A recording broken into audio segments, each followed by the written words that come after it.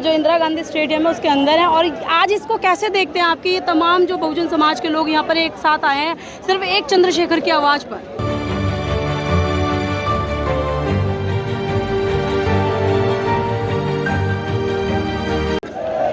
ये आंदोलन है और ये आंदोलन एक दिन में खड़ा नहीं हुआ है। जो सपना फूले ने देखा था, कबीर ने, नानक ने, रैदास ने देखा था, जो सपना बाबा साहब डॉक्टर अम्बेडकर ने संवैधानिक रूप से मजबूत किया, जो सपना कांसीराम ने आगे बढ़ाया, फिर मायावती जी ने आगे बढ़ाया, तो विरासत है।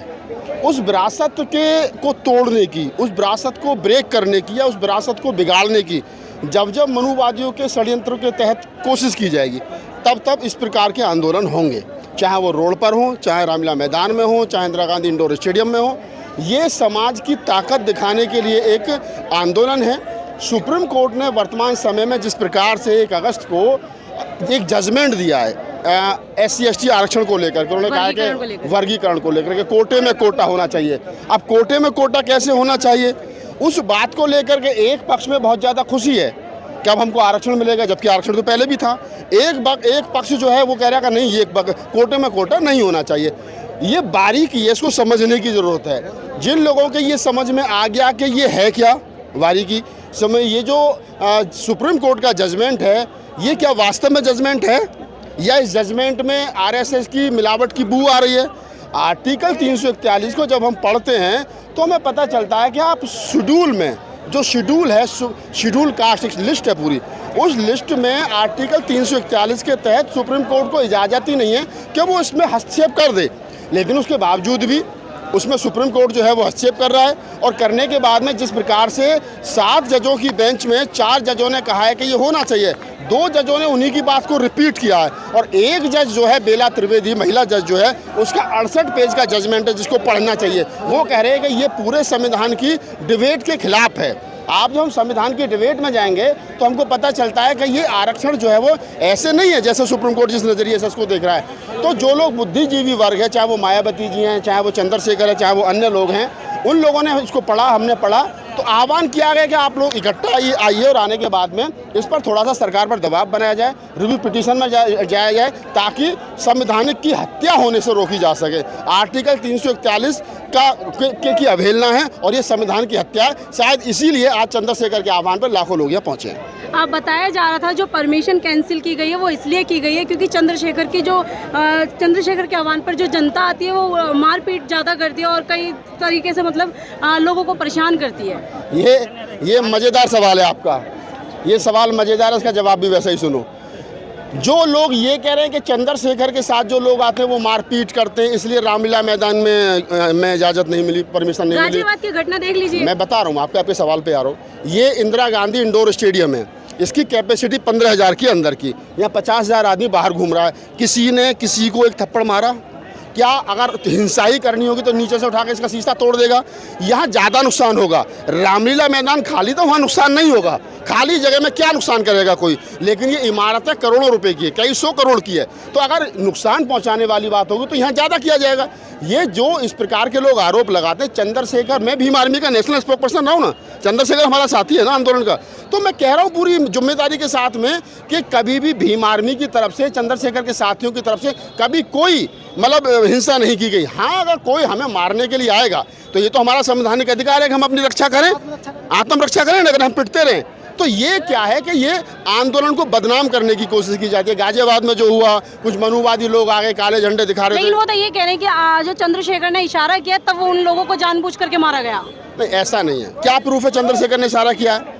कोई प्रूफ है? कहने को कोई कुछ भी कह दे, कोई कुछ सुन ले, ऐसा नहीं है। सच्चाई यही है जो मैं आपको बता रहा हूँ। भीम आर्मी की तरफ से कभी भी इस प्रकार का कोई हिंसा नहीं की गई है, क्योंकि ये संविधान को मानने वाले लोग हैं, संविधान पर चलने वाले लोग हैं, तो हिंसा की जगह ही नहीं है। जो लोग इस प्रकार की भाषा का इस्तेमाल कर रहे हैं वो निसंकोच रूप से संगठन को बदनाम करने की कोशिश कर रहे हैं। और मेरे नेतृत्व में आंदोलन हुई है ना भीम आर्मी की दिल्ली में, 1-1 लाख, जब चंद्रशेखर भाई जेल में थे तो मैंने आंदोलन किया, 1-1 लाख आदमी आए, हमारे तमाम साथियों ने इंतजाम किया रात को। आज तक बता दें किसी ने किसी को पत्थर भी मारा हो? नहीं है। ये संगठन को बदनाम करने की कोशिश है। जो लोग कह रहे हैं उनको कहने दो, इसका कोई फर्क पड़ना नहीं। अंतानी जी आज कैसे देखते हैं? काव्या, सबसे पहले तो आपका स्वागत है भाई, धन्यवाद सर। आपने इतनी बड़ी भीड़ को, जिसको कि आज राष्ट्रीय मीडिया को दिखाना चाहिए था यहाँ पर आकर, लेकिन वो कमबख्त कहाँ सोए हैं, किस गहरी नींद में वो सोए हैं जो इतने बड़े समाज की आवाज़ उनको नहीं दिखाई देती है। पिछले लगभग 15-20 दिन से आज के इस कार्यक्रम की खबरें प्रसारित चल रही हैं, लगातार प्रचार प्रसार चल रहा है और साथ ही साथ पूरे देश से आए हुए लाखों भीम सैनिकों का भी मैं यहाँ पर धन्यवाद कर रहा हूँ कि वो एक आह्वान पर, एक कॉल पर चले आए। दूसरी बात, इंदिरा गांधी इंडोर स्टेडियम, जैसे कि हमारे साथी राहुल नागपाल जी ने भी बताया कि 15,000 की कैपेसिटी है और वो लोग अभी जब वीडियोज आएंगे अंदर के निकल के तो उनको शायद दस्त भी लग जाए कि 15,000 की कैपेसिटी में 30,000 आदमी इस समय अंदर है और 50,000 आदमी बाहर सड़कों पर घूम रहा है। और स्टेडियम के आसपास आप हमारे पीछे देखिए, लगभग 20-30 हज़ार आदमी यहाँ इस समय घूम रहे हैं। जाने दो कोई बात नहीं, जाने दो। अब आती है, जैसा कि अभी आपने पूछा कि गाजियाबाद वाला मामला, गाजियाबाद वाले मामले में हमारे लोगों को खबरें रखनी चाहिए।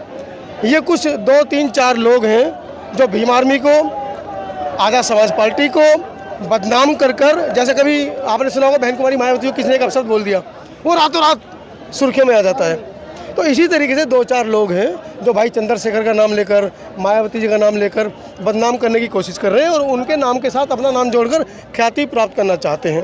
2-3 ही लोग हैं बस। अच्छा, मेरे एक सवाल, खबर ये निकल कर आई है गाजियाबाद की कि जो 2 गुटों में आपस में लड़ाई हुई है, दोनों ही गुट वाल्मीकि समाज के हैं। जी, लेकिन उसमें तो भीम आर्मी को जोड़ दिया गया है। नहीं, वो इसलिए जोड़ दिया गया, उनको समझाया जा रहा था कि भाई आप गाड़ी के आगे बार बार ना हो। जब उनकी वीडियो वायरल हुई है काला झंडा दिखाने की, मैं एक चीज बोलना चाहूंगी, कल जंतर मंतर पर सत्याग्रह किया गया वाल्मीकि समाज के द्वारा, वो उनका अधिकार, जिसमें बोला गया है कि भीम आर्मी वालों ने, वहां से माइक में भी अनाउंसमेंट दोबारा हुआ है कि भीम आर्मियों के द्वारा, जो भीम आर्मी का जो राष्ट्रीय अध्यक्ष है चंद्रशेखर, उसके एक इशारे पर भीम आर्मी वालों ने उल्टा मतलब जो आकाश चंदेल है उनको मारा, जिनके सर में 14 टाँके 16 टाँके इस तरीके से। देखो जो वीडियो आ रही है उसमें भाई चंद्रशेखर गाड़ी के अंदर है, पूरी सिक्योरिटी में है, उनके साथ जेड प्लस सिक्योरिटी। आपको पता है, अगर कोई व्यक्ति बिना भाई की अनुमति के भाई से मिलने की कोशिश भी करेगा, चाहे वो भारत का प्रधानमंत्री से, उसको तुरंत गोली मार दी जाएगी।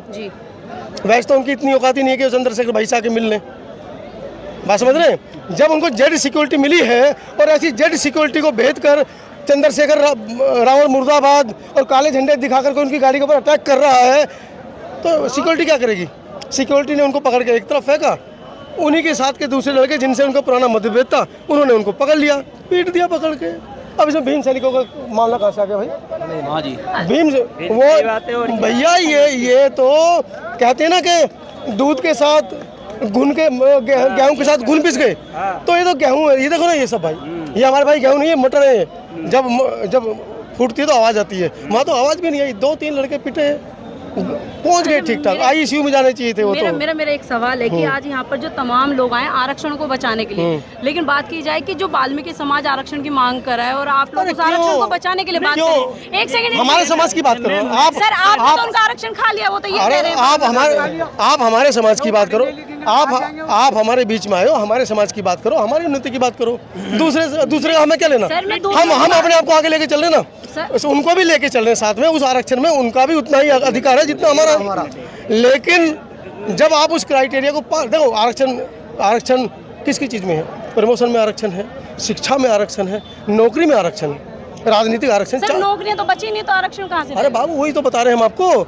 जब नौकरियां बची नहीं, आप उस क्राइटेरिया को पार नहीं करते हैं। प्राइवेट हो गई। 40 लाख अभी तक वैकेंसीज खाली पड़ी हैं, ब्लॉक नहीं भरे जा रहे हैं। बैकलॉग नहीं भरा जा रहा है ना, भाई ने बताया बैकलॉग नहीं भरा जा रहा। अरे हम चाहते हैं, अगर आप वर्गीकरण कर कर उस समाज को आगे लाना चाहते हैं तो एक दिन में रात को अध्यादेश निकालिए, 40 लाख वाल्मीकि समाज से आप बैकलॉग पूरा कर दीजिए। चंद्रशेखर और यहाँ पर जो एक सेकंड में बात करें, एक मिनट रुक यार, क्यों बहस करते हो यार?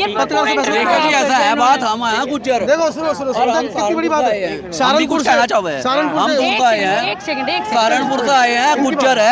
और भाई एक बात बता रहे हैं हम, भाई गुज्जर समाज चंद्रशेखर भाई के साथ तन मन धन का खड़ा है, और जी दलितों का और गुजरों का तो पहले से ही भाईचारा का नाता रहा है, ठीक है जी, और अभी एक साथ खड़ा है। सर, ये देखा जा रहा है अंतानी जी के EWS की तरह ही 10% जो अलग से आरक्षण मांगा गया है।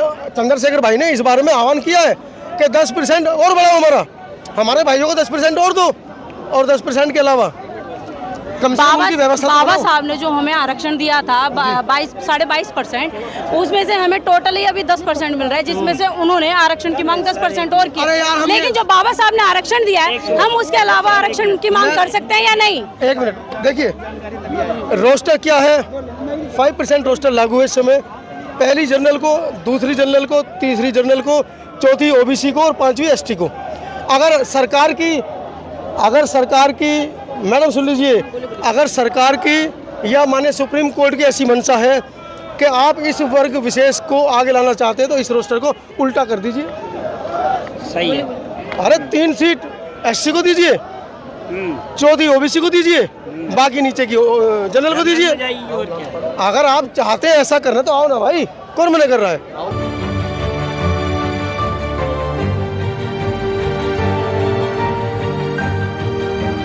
हमारे चैनल लाइक, शेयर, सब्सक्राइब देखना। मत भूलिएगा। जय भीम, जय भारत, जय संविधान। नमो बुद्धाय। धन्यवाद। चैनल आर्थिक समस्या से गुजर रहा है। अगर आप बहुजन समाज में बाबा साहेब अम्बेडकर और तथागत बुद्ध की विचारधारा को अधिक से अधिक लोगों तक पहुंचाना चाहते हैं तो हमें आर्थिक सहयोग प्रदान करें, ताकि हम अपने चैनल के माध्यम से देश विदेश में समता, बंधुता, एकता और संवैधानिक अधिकारों को ज्यादा से ज्यादा लोगों तक पहुंचा सके। आप अपनी सहायता राशि नीचे लिखे खाते में जमा करा सकते हैं। खाता धारक गौतम रत्न, खाता संख्या 3169576865 IFSC कोड SBIN 0060336, बैंक भारतीय स्टेट बैंक। आप हमारे बैंक खाते का विवरण स्क्रीन पर भी देख सकते हैं।